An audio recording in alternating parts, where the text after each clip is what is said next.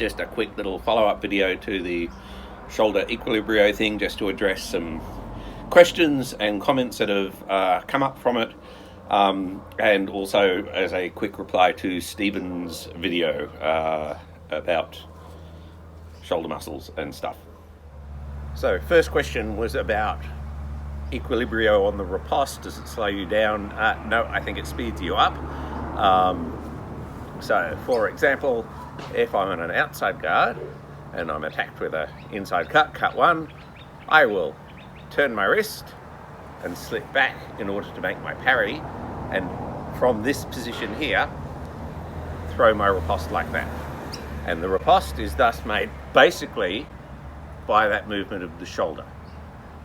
Let's slow that down so you can see what I just did.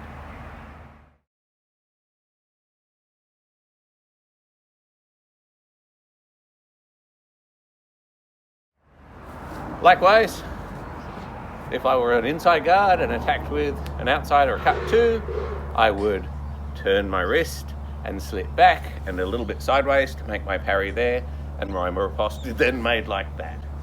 Okay, so again,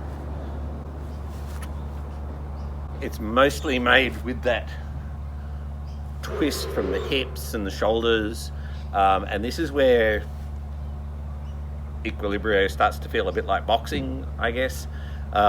So I find that that method of parry riposte is actually very fast.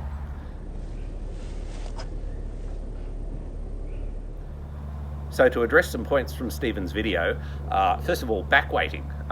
So back weighting shouldn't be a strain. It's actually essential to the Highland permutation of British swordsmanship.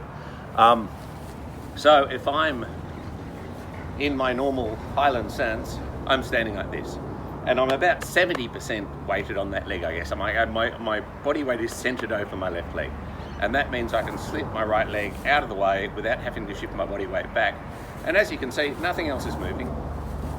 I can basically fence on one leg, and that's not a physical strain in any way, shape or form. So you shouldn't be bending your back or leaning back or doing anything that is in any way a strain or stressful. Okay, it should be a really comfortable stance like that. And on that, it looks to me as if you are standing very much side on like that.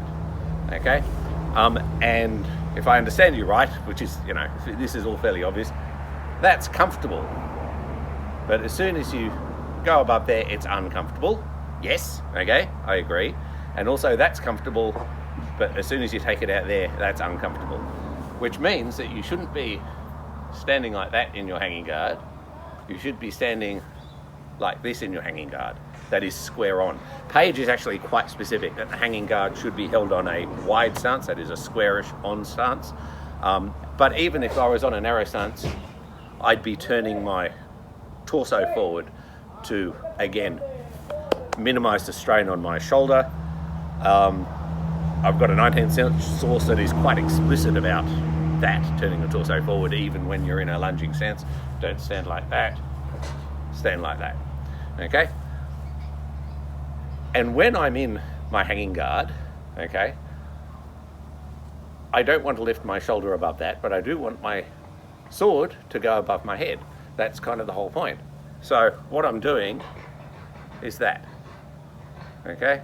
And, okay, artwork, it's of variable quality, British artwork especially, but if we look at some of the pictures, I think you can see how they're trying to clearly show that slope of the shoulders in one line.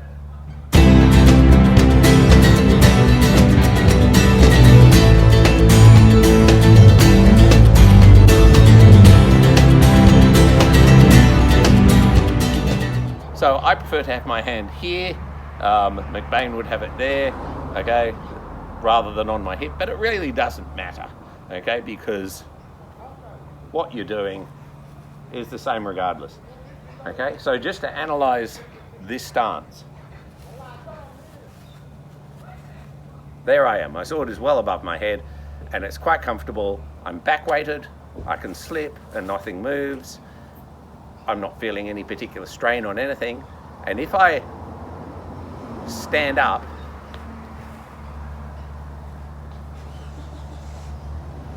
that's what I'm doing, okay? My arm is out in front of my body at shoulder height, okay? Apart from carrying the weight of the sword, this is as comfortable as you can possibly get, and I'm not doing that because it hurts, I'm not doing that because it hurts. I'm just having my arm out there. It's not there, it's that way. That's probably the only slightly strainful bit, but again, with a bit of practice, not an issue. So, from there, that's it. That's how I hold my hanging guard, back weighted on the left leg for slipping, and without any twisting or turning or pulling or anything that's going to hurt my shoulders in any way. So that's kind of what I'm trying to convey. And having trained dozens, hundreds of people for decades, we've never had anybody have complained about shoulder problems from holding a hanging guard, okay? Because that's the way we learn to do it, in the most comfortable way possible. So yes, the left hand is a coaching tool. I think I said that, okay? The alignment of the left shoulder is important, okay? It does actually have an effect when you start talking about receiving and giving force and impact. And I've got lots of videos on the biomechanics of Highland Broadsword already out there that you can go and look at if you're interested. And honestly, whether or not it's the shoulders themselves, okay, Newcastle talks about it as the power of the shoulders, but maybe the shoulders are just a cue for your hips, okay? I don't know. I don't care. It doesn't matter, okay? It's a coaching tool, or a tool that allows you to develop the best possible posture with the least possible strain and deliver power and receive impact with the least strain on your body. And what's actually happening there, if you break it down into medical terms, doesn't matter, okay? If this description works to get people to do the right thing, that's all that really matters. Last thing to say is nothing to do with any of that. It's just an extra little tip for people who are having shoulder issues. So this is part of our warm-up that we do every class. So I do it 3 times a week. It's something that I originally learned from one of our other instructors who got it from some sort of Russian martial art thing. It's got nothing to do with your muscles, okay? It's not about that. Basically, it's about maintaining range of motion in the socket joint. As far as I understand it, it's kind of smoothing it out and grinding away the calcifications or something along those lines. Whether that's happening or not, I don't know. What I do know is people who turn up for their first class with a posture like this because they spent all day doing that and can barely lift their hands above their head. After a few months of doing this exercise, they have the full range of motion in their both shoulders back the same way you did when you were a kid and you swung on monkey bars all day. This is the simple one. There's a complicated one with figure eights that is, beyond me, but the simple one is just this, okay? You do 6 circles straight forward and straight back, brushing close to your ear as possible, everything straight and locked out. Okay, then 45 degrees in front of you, 6 forward, 6 back. And when you're doing it, don't turn, because then you're doing the same range of motion. You want that range of motion. Then we do what we call the air guitar, 90 degrees in front of you and 90 degrees straight back. Then the tricky one, 45 degrees that way, where you want to come in as close to slapping your bum as you can, and then back the other way.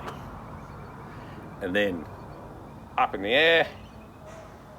I usually do that as figure eights, and then to relax down there.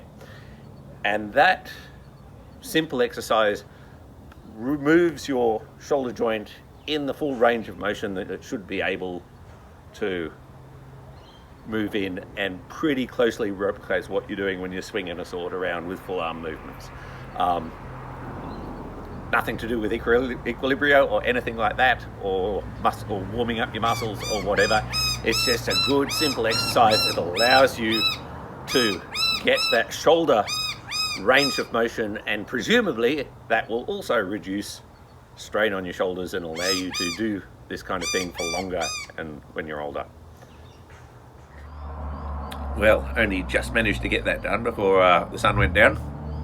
But final question or comment or something was, would they have bothered inventing an art that allowed you to keep fencing into your 40s, 50s, 60s, or would they just not have bothered?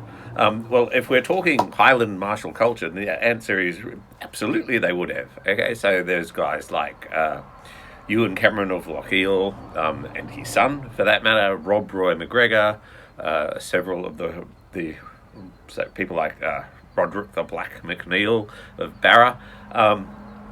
So these are guys who are still fighting into their 60s. And let's face it, you know, if you're living in a society where the chances of you dying peacefully of old age in your bed pretty well relied on you being able to swing a broadsword around up until that point, then yes, the art would have been something that old men could do. Or to look at it another way, the veteran warriors figured out a method of movement that they could do and allowed them to remain competitive with the younger, sprightlier chaps. And of course, if you want to learn how to fight, you go to, you know, the great hero who's seen 40 years of battle. And, you know, and we are talking, you know, these guys are starting in their teens, and if they're still fighting in their 50s and 60s, then they've had 40 or 50 years of constant strain on their bodies. And so, yes, I think they would have developed a system that allowed you to keep going after 40 or 50 years, rather than being worn out in 10, the same way modern athletes often are. Anyway, I hope that has made things slightly clearer. It's really hard to convey physical stuff, even over video. You know, like if there's somebody standing in front of me in class, I can look at their stance and I can say, put that bit there and you'll feel better.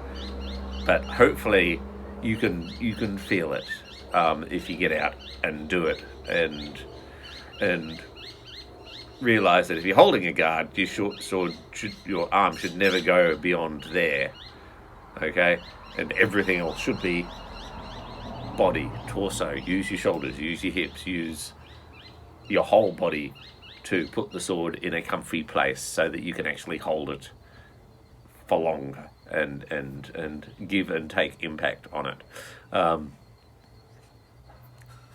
And I'm sure there will be more medicalised comments on what's going on. It works. That's all I know.